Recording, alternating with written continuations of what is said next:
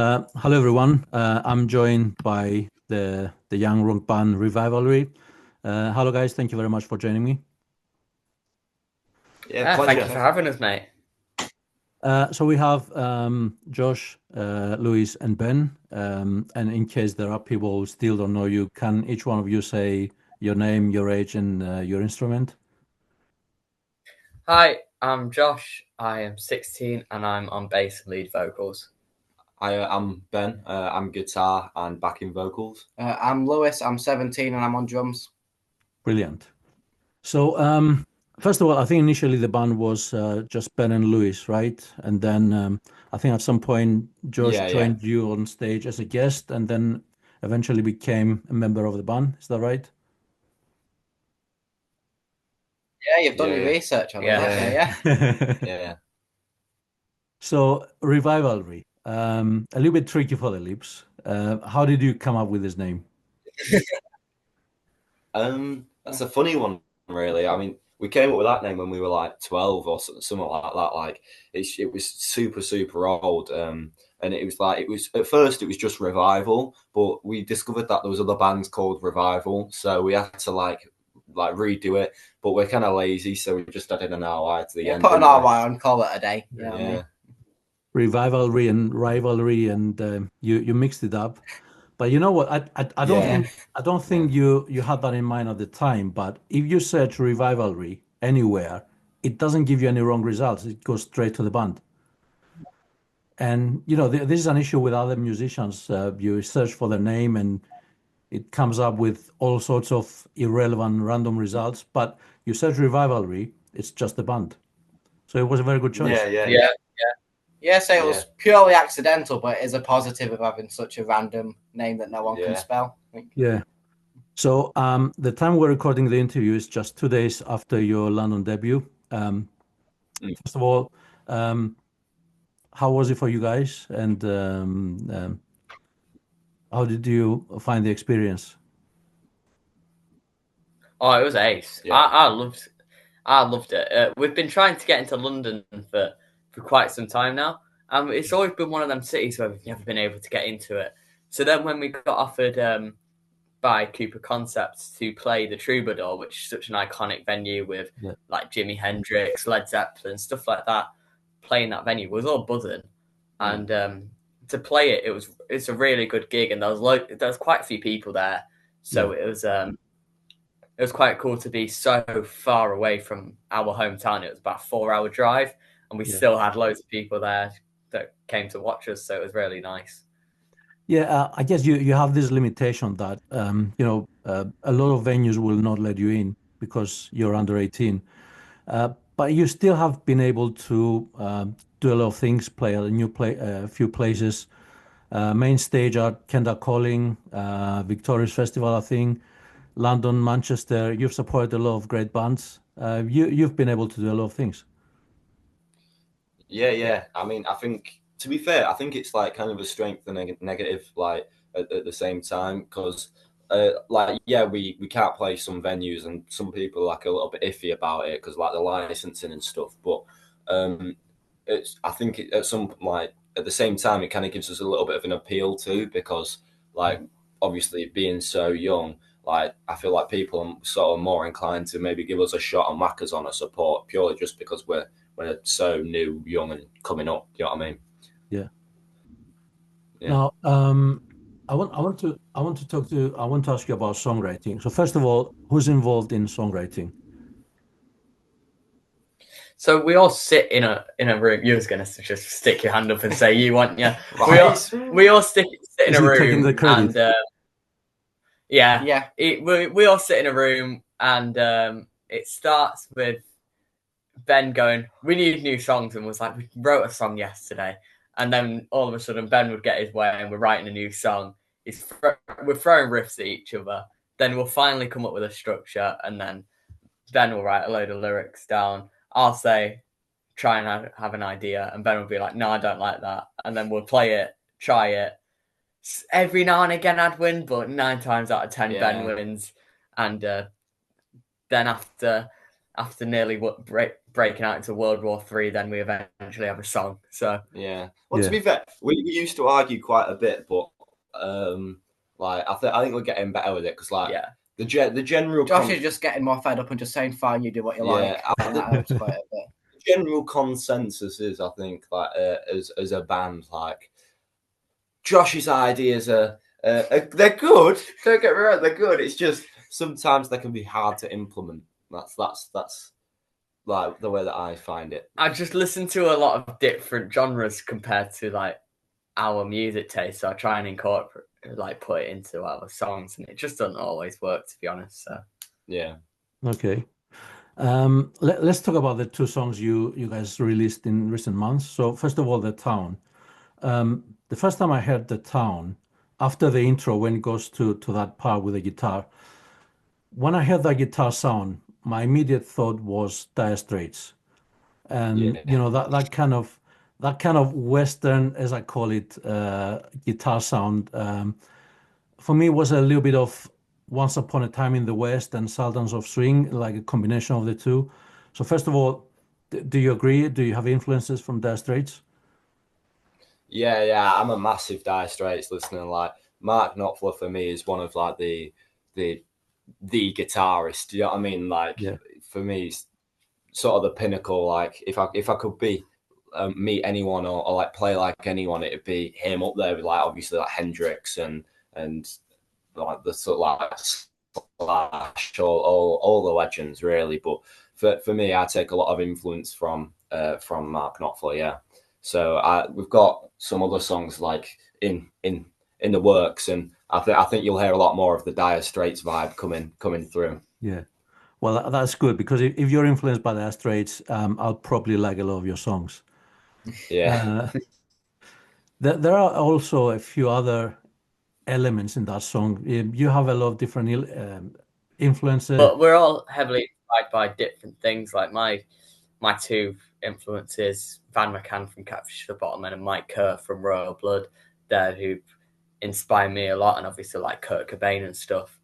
And you two are very different influences from me. Yeah, so. I mean, as a collective, like we don't really have one sort of music style that we're like trying to base ourselves off. Like we all like different things. Like I listen to quite a lot of like jazz, hip hop stuff as well as like rock and stuff like that. And then obviously you're into your indie. Layton's, Arctic Monkeys, early Arctic Monkeys. Okay. Yeah, so we just kind of together. So can you mix all these things together when you write songs together? I think that's always worked. Yeah, I think like we've always struggled to put ourselves into a genre like bracket because we've got such a unique sound. It's quite heavy, mixed with a bit of indie, mixed with like some jazzy chords and stuff like that. Like, because that's Ben's jazz influence, Lewis's indie influence, and like my metal influence. That's all merged together and made this really unique sound. Yeah. And then, okay, let's talk about your latest single, Two Sips. A little bit naughty, a little bit inappropriate. Yeah, just a little bit. We wrote that with my mum and dad sat in the living room, and there was some weird lyrics thrown around that day, wasn't there? He was in Florida, and he just said, "Can you write a song for us because we've not got a new one?" And that's what they came out with. And we came out with that. I think at first, because it's got the fuck or a fight, it was tongue or a fight originally. And then because we wanted that, but it was like, that's a bit much for a teenage band. And then we just went all then Billy heard it and said, "Are you saying fuck or a fight?" And was like, "No, but we can." And he was like, "Yeah." So that's where that came from. Yeah. So you didn't have any reservations. You didn't hesitate. What kind of reactions do you get now? I mean, no, we didn't hold back, to be honest. I think so. Before it was like, "Oh, you're so young," and like, "Oh, you sound so good." But now I think we've started moving away from that teen band bracket and people have kind of noticing us more as just a band. Like they're kind of like stopping saying, "Oh, it's just some kids playing music." It's these are the real deal now, which is what I think that's what we all kind of wanted, because it's great being. It's great. Like you can be put in the same bracket as some of like the big adult bands like the Kairos and stuff like that. Yeah. So. But you do get noticed by a lot of these musicians, and you know, they seem to get impressed by you guys, and they seem to endorse you a lot, and you're getting a lot of attention. Yeah. I mean, I think just drawing off what Josh was saying, like I think a lot of times we can go into venues and stuff. If someone's never heard of us before, it's like obviously because we do appear to be quite young. Like some people do have like not a tendency to just write us off completely, but like they just think, oh, like they're a bunch of kids. Do you know what I mean? But like obviously as we're getting through that, I think it kind of gives us an advantage at some in a way, because like it's easier to impress people if they've got low expectations already. Do you know what I mean? Yeah. So like I think it is an advantage, and it's just got that bit of like say in a conversation, like if someone's talking about us, like, oh, they're only like this young. Do you know what I mean? Like it fuels conversations about us. So yeah. I mean, to be honest, I saw you in London, and when you're performing, when you're, I would say on stage, but you don't really stay strictly on the stage.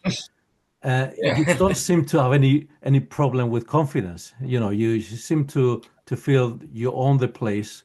You get off the stage, you mix with the audience, you sing with people around you, then you go back on stage, you do your things. A lot of movement, jumping, all of these things. There's definitely no confidence problem there. Yeah, no, we've never struggled with confidence, to be honest. But we've always, after like a song, like when I go stand on a table or something, that's kind of when people are like, oh, these are a bit different. And that's when people start to like warm up into us a bit, and then really kind of like, wow. But getting off stage, just stages aren't big enough. I just don't think stages are big enough, really. Even the big main stages, they're not big enough. We need bigger. Yeah. I think as well for us, like in terms of stage presence and like jumping about and stuff, the more mental a gig can get is like the more fun we get out of it. I'd say, like in a way, I think it's a big part of who we are as a band, like the way that we do act on stage and stuff, because it kind of like we try and get that across in our music, but sometimes that's not always like you can't. If we just stood there and played our music, I don't think it's got that energy. So like in a live performance, like in order to really sort of give it that push, like if everyone's jumping about, everyone's getting involved, like it tends to bring the crowd into. It's more fun for us, and it seems to be more fun for the crowd as well if we're all having a good time. Yeah. And that includes Luis, because even though you're sitting down there, I can see the energy there. And there is a particular song, I think it's the song called Kickoff. In that song, you seem to be on fast forward. You know, there's a lot of energy there. Yeah, I know. So I think I just get a bit of adrenaline there, just use that to just go crazy. People usually call me Animal from the Muppets. That sort of became a nickname now, which is, I don't know how to feel about that. But yeah, that just seems to give it a lot of energy, really. It used to be a problem at like a few gigs. I think that's one or two, like Deaf Institute in Manchester and Doc's Academy, where like you went all out and you felt sick afterwards or something. Yeah. I don't know if that was just like due to like heat or whatever. Yeah, but like I have a fan next to me now and I'm alright. So yeah, you used to get a lot. So you talk about the stages being not big enough. I mean, if the stage is not big enough, you could like smack each other with your instruments on stage, but thankfully that doesn't happen, right? Yeah. Well, does it happen, Josh? That was your own fault, right? No, it wasn't. You went up behind me as I was in the middle of a bit where I needed to start to walk back to my microphone, and I just hit him on the head with my bass because he went behind me. Like it's your own fault. No, spatial awareness. Spatial awareness, Josh. It's important. He won't. Whenever something happens to him or his instrument, he won't admit if it's him. No, but when he gets slapped by you, then that's a bit different. Because he stood right behind me. I take good care of my instruments, actually. I think you'll find that Josh just lacks the awareness around him, and he smacks into my new guitar all the time. I mean, I hit my bass on the ceiling loads in London. Exactly. So that's the case. You don't have any awareness. But everything was all right after that, right? Oh yeah. Oh yeah. I snapped a string, I think, at London, and that's the worst damage that I've done to myself or the guitar since that knock on the head, I think. So I mean, it's only a week after. So. Well, yeah.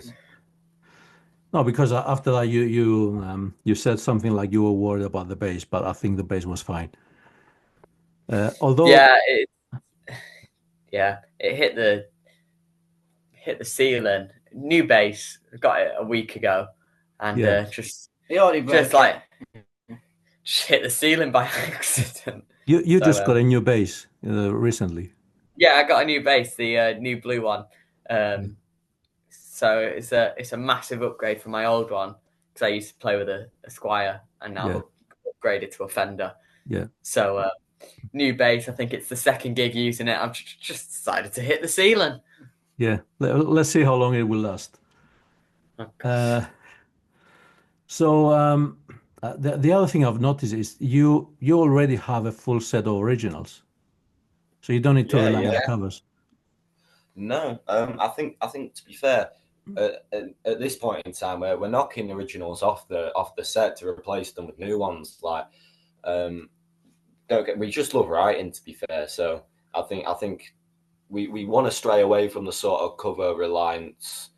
Like, if we can, like, we'll whack a few in there here and there if it's like a cover sort of event. But for the most part, we prefer to play our own stuff. I think it provides a unique experience for not only the audience, but like also for us. Like, I don't want to, like, in a way, go on stage and sort of pretend to be somebody else. Like, I want to be me. Like, I think the lads would agree with that. Like, I want to show off what I can do rather than what someone else can do, I suppose.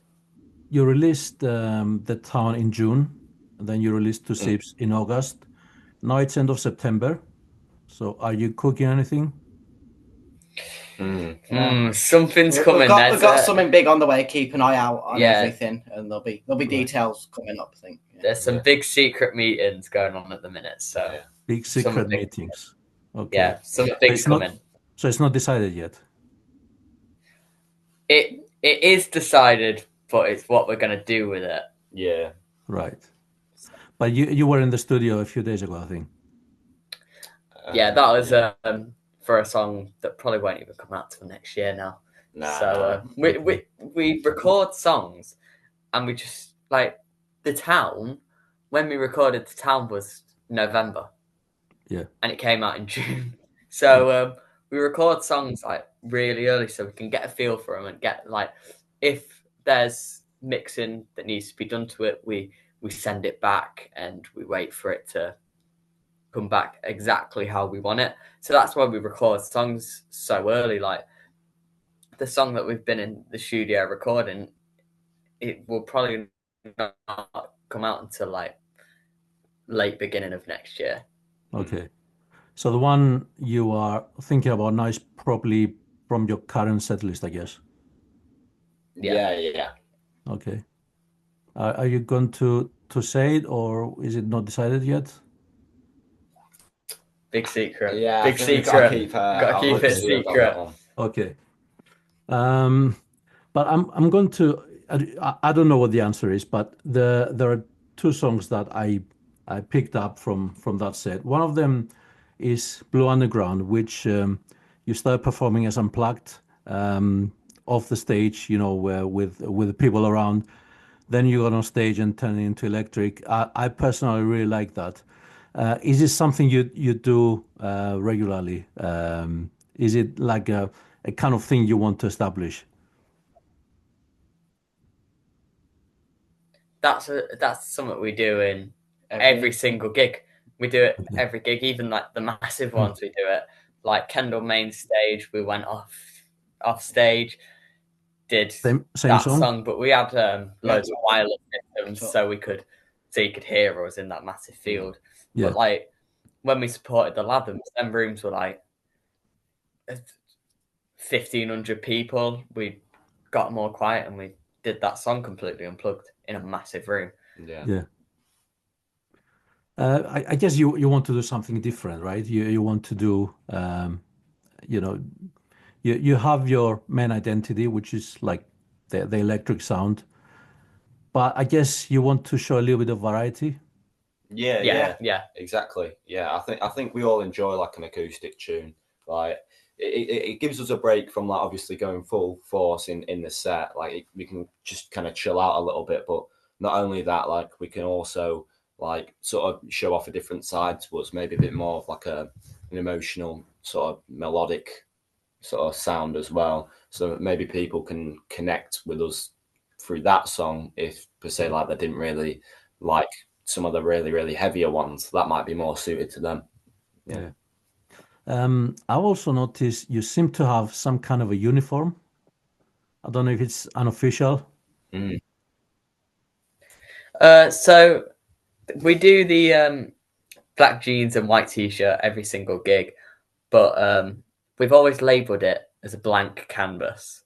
Almost like we're new, and if anyone wants to pick us up and do something with it, feel free. That's kind of the thing that it's been labeled as by even our record label have said it's a blank canvas. So is that something you will change when you're not new anymore?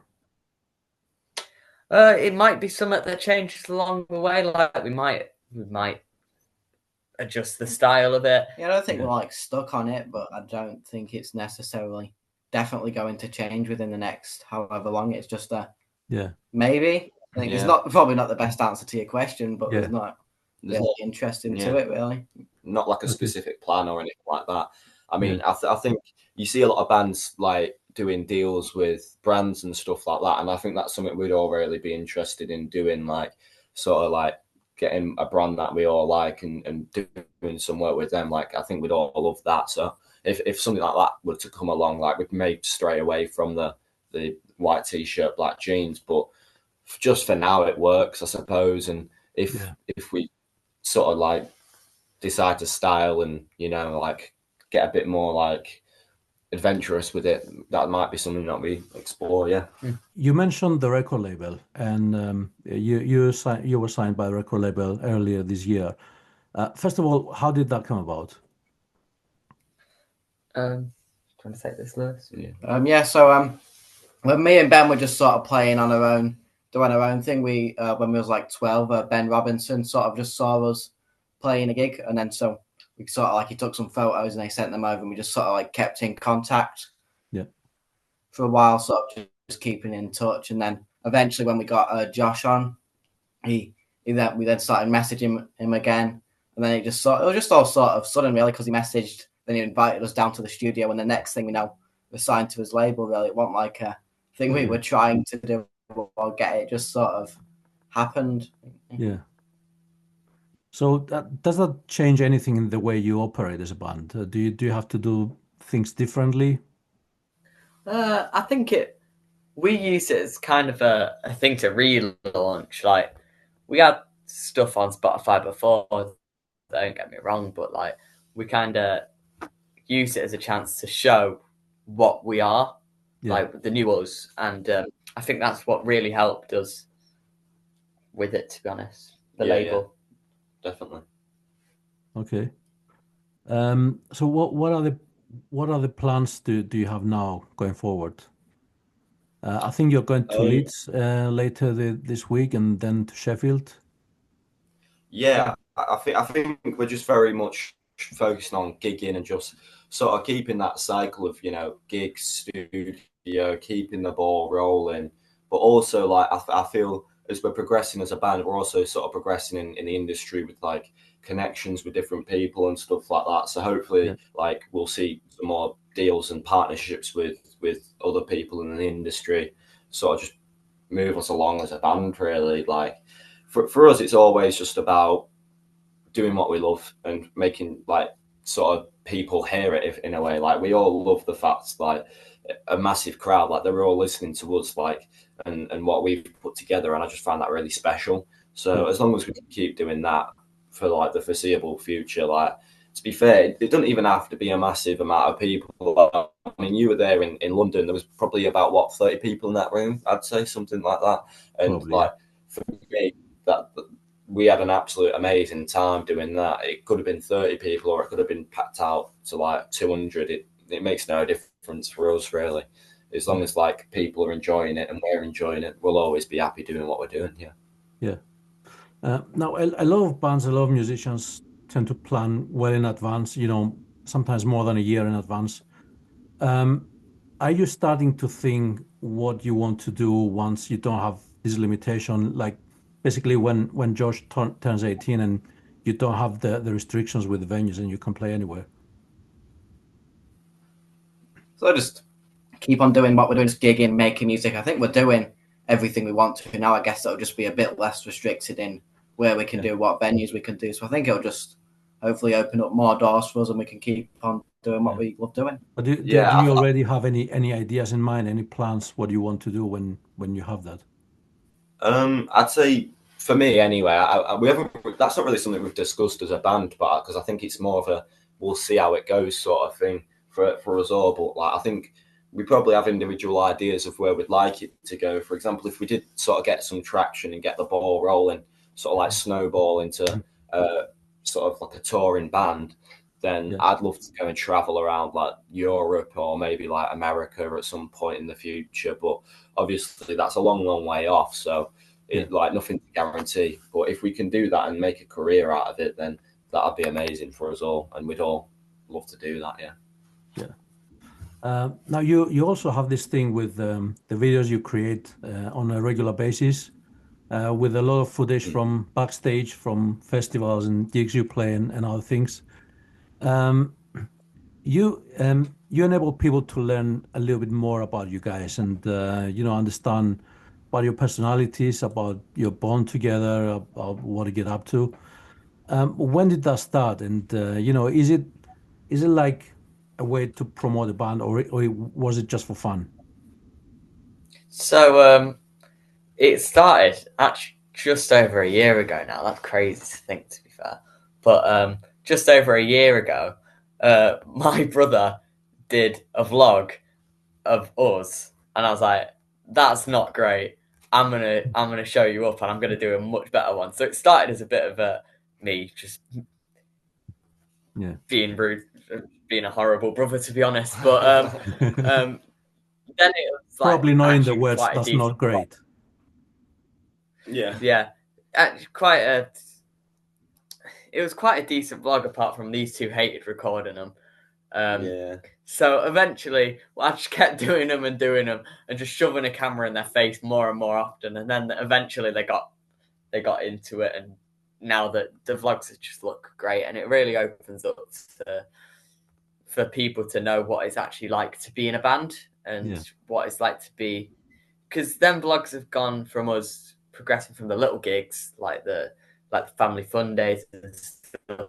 That's when they started, and now it's seen like Kendall Main Stage, Lathams. It's really good to show the progress of the band, and I think even if people don't watch them, it's good for us to look back on, to be fair, because it's quite You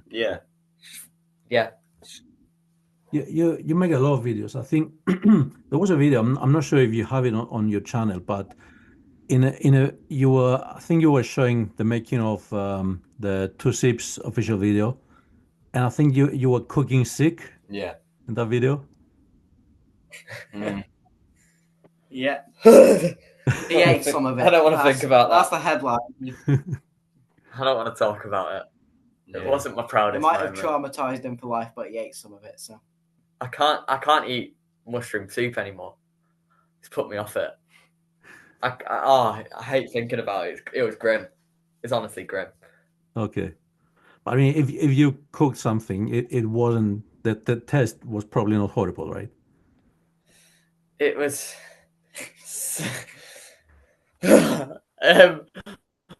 We needed sick to to pour all over our main actor Joseph.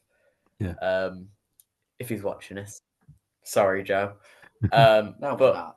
No, we're not. We don't care. But we basically got mushroom soup, and we could have just left it there. Just could have poured mushroom soup on him. But no, we wanted to go all out. We added porridge oats. We added like crushed up Rice Krispie bits, and basically stirred it all up. And it was warm as well because the porridge was like warmed up as well. Yeah. So we needed to pour that all over Joseph, and I was like, wouldn't it be funny? And wouldn't I be like the center of attention for like 2 seconds if I tried it? And I went into the middle of the room and tried it, and it's honestly the worst decision I've ever made in my entire life. You announced earlier today that the town reached 10,000 streams, which is incredible, isn't it? Yeah. It's such a milestone for us, that one. Like that's something you can only really dream of, to be fair. Even 1,000 before was like enough for me. Like getting 1,000 in a week was like Jesus. And then 10,000 is like, wow, people are actually like listening to that song that we made. Yeah. So it's really special. Okay. Yeah. I think as well for me and Lewis, like obviously we've had songs and stuff out before, like as well with Josh, we've had Homesick out and stuff like that, and they've done all right, but like I don't think we've ever really like had it where we've put our heart and soul into something and then like it's sort of caught on, and just to see like people using it on like Instagram stories and stuff, like even months and months later, like it's just quite special to see. Yeah. And it's good that you are using the beginning and the end of the song in your videos as well.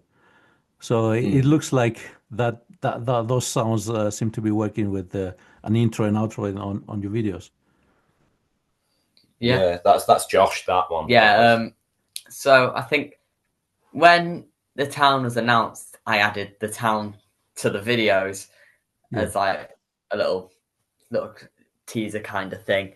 And then after that was done and 2 Sips got announced, I added 2 Sips to the intro, and it's almost like a beginning of an era, shall we say. Yeah. So are you now going to start producing songs and making sure those productions, those intros will be compatible with your videos? I mean, I didn't actually think about that. Yeah, most of them probably aren't actually going to work for the videos, but it's with the next project. We'll shoehorn them in, it'll be fun. Yeah, with the next projects, I don't think it'll need it at the minutes, but I'll definitely try my hardest to add them in some way. It don't matter if they fit or not, we'll just put them in. To be fair, I think as well, maybe something to consider, even like really, really far down the line, if we're still making content in like 5 years' time, and we can still use that town riff, and it just like always reminds us where we're coming from. Do you know what I mean? Like, I think that's another take on it. Do you like to play those songs live as a way of testing the reaction before you release them, or decide what to release?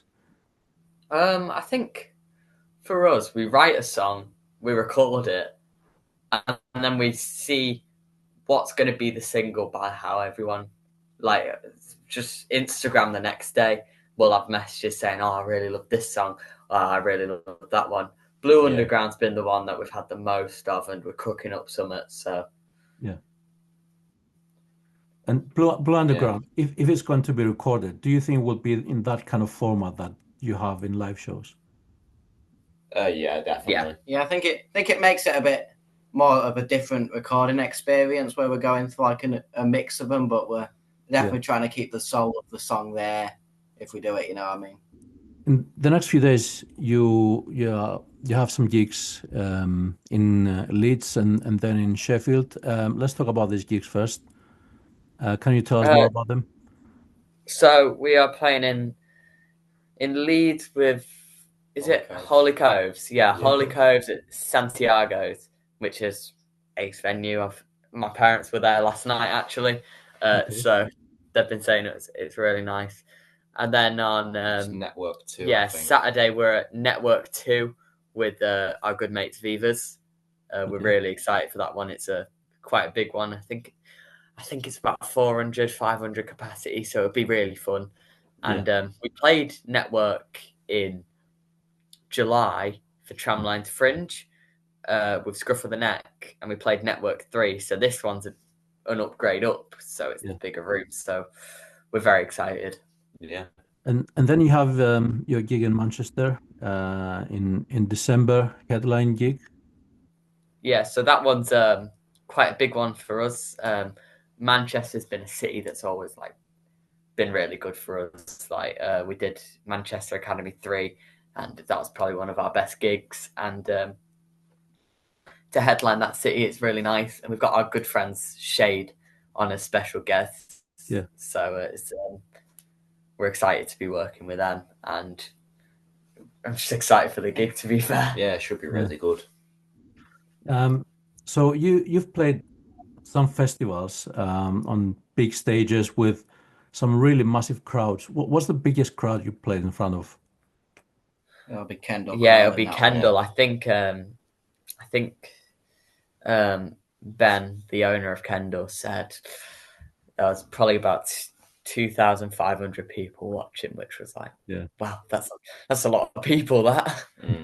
How did you feel? Do you actually think about that at the time of the set? I think we all look out and we're like, wow, that's a lot of people. But we don't actually think how many people are actually here. I think we're just like, wow, there's a lot of people. We need to play our absolute best because this could be 2,000 new fans. Yeah, or something like that. So it's we just focus on our stage presence and how the crowd's reacting to certain things, to whether we do certain things in the set. But you don't seem to be intimidated, by how many people are in front of you or anything. It doesn't seem to change anything in you. No, it don't really. With loads of people there, most people would get really shy and like be really nervous, but I think it fills us with more confidence. Yeah. You just focus on I think it's also doing your thing and having fun, don't you? Yeah, pretty much. I think the more people for us like that's there, sort of like the bigger crowds we can get and stuff, like it's more the better for us, to be fully honest. Like I think instead of sort of that transforming into nervousness, it goes into more of a need to play well and more of like a laser focus into what we're doing, I'd say, more than anything. Yeah. And at those festivals, you've met a lot of great musicians, and although obviously you have a lot of respect for them, you don't seem to feel like intimidated talking to them. You seem to be totally confident. I don't know if you want to do any name dropping. Yeah, there's nothing wrong with that.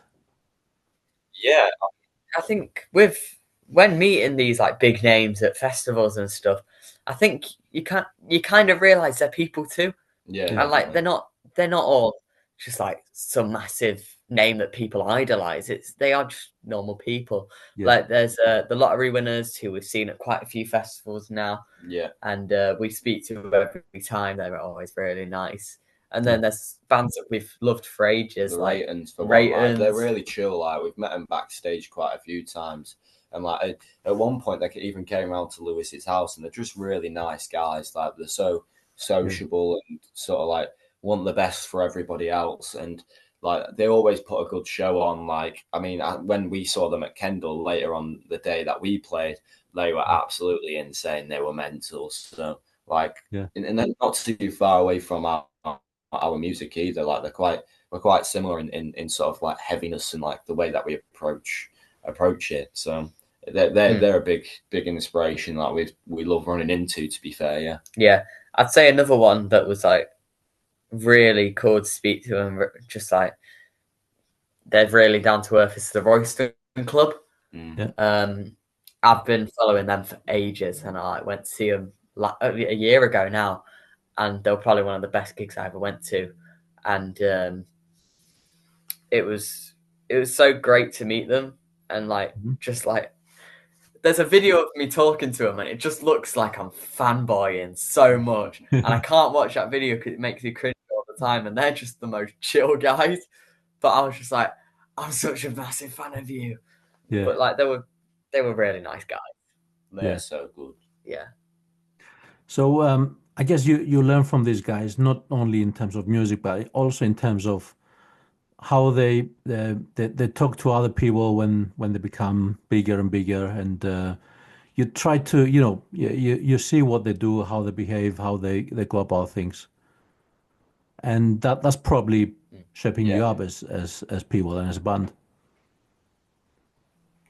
Yeah, definitely. Yeah, I mean, I do think that we do draw a lot from other bands and stuff, and sort of learn from what they tell us. Like, I know, for example, when the Ratings did come around and speak to us, we got a lot of like info and like stuff that we can implement ourselves, and sort of like it's just great to draw experience from everybody else. So it kind of saves us the time learning it on our own.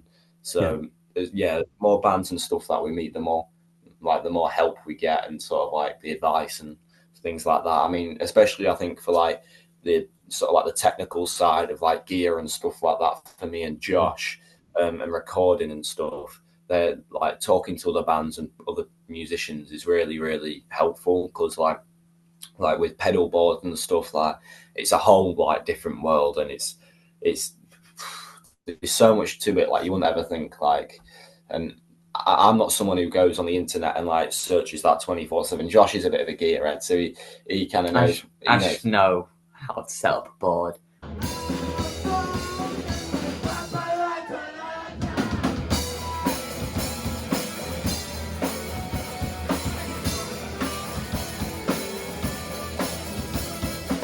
I was never planning on like playing these big stages and stuff and being like in a band like that, but it's something I always found interesting. Like I always loved, like I'd spend hours and hours on Gear for Music just looking at new guitars and like new basses, guitars I could never ever afford, and I think I just picked up the knowledge from there of how, like, what I like the sound of, really.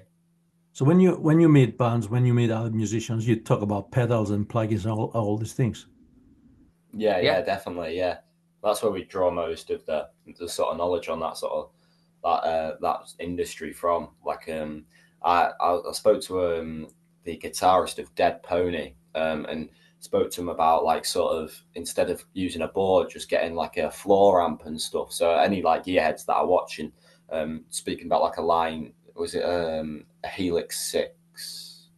A Line 6 Helix. That's the one. Line 6, Line 6 Helix.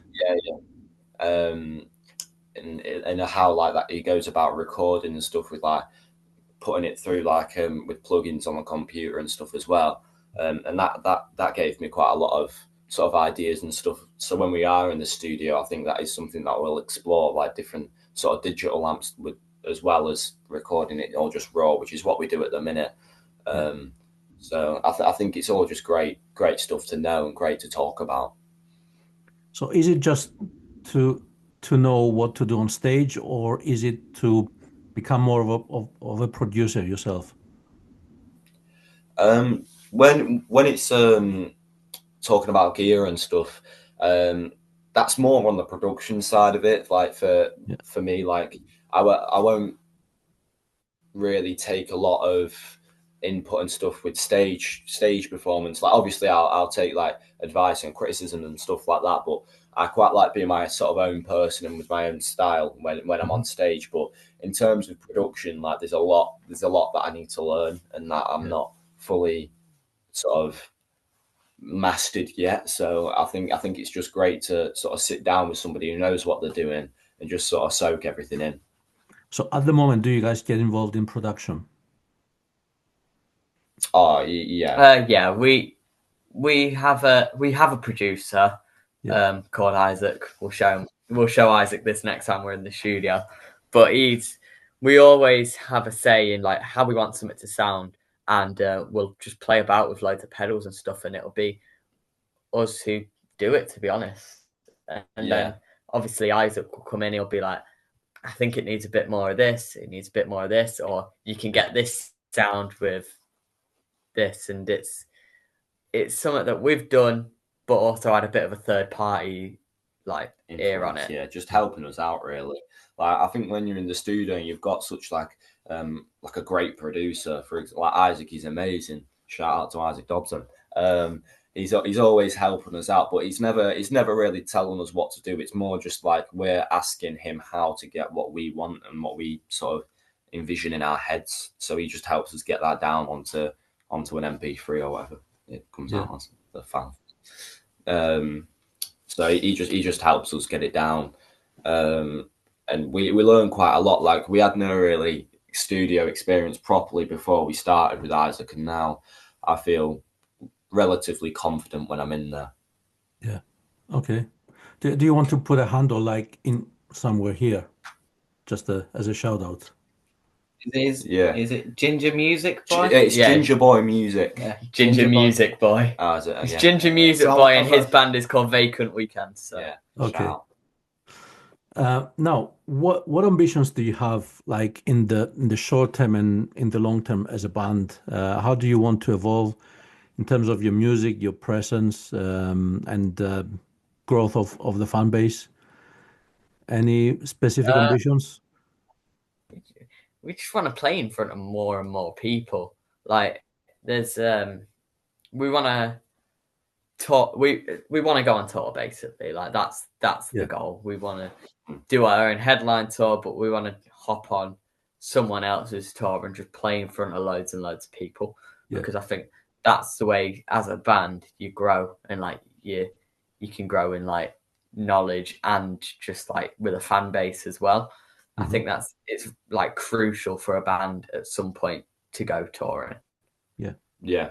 I'd say for me as well, like building a community and stuff, and sort of like getting like people who come to gigs and stuff and seeing regular faces and stuff. I find that really special. Like if we can go on tour and like there's regular faces showing up and like there's people who know our words and stuff, and like we're getting put on sort of maybe like playlists and things like that, and like just an all around like supportive community around us, that'd be really great for me. Like if we could have that someday, that'd be a big goal for me. Okay, guys, thank you very much for this interview. I really enjoyed it, and I also really enjoyed your show in London. You seem to be getting a lot of attention. You seem to have a lot of people noticing you and picking up your music. So thank you very much, and hopefully I'll see you again very soon. Thank you for having us. Thank you for having us. Thank you.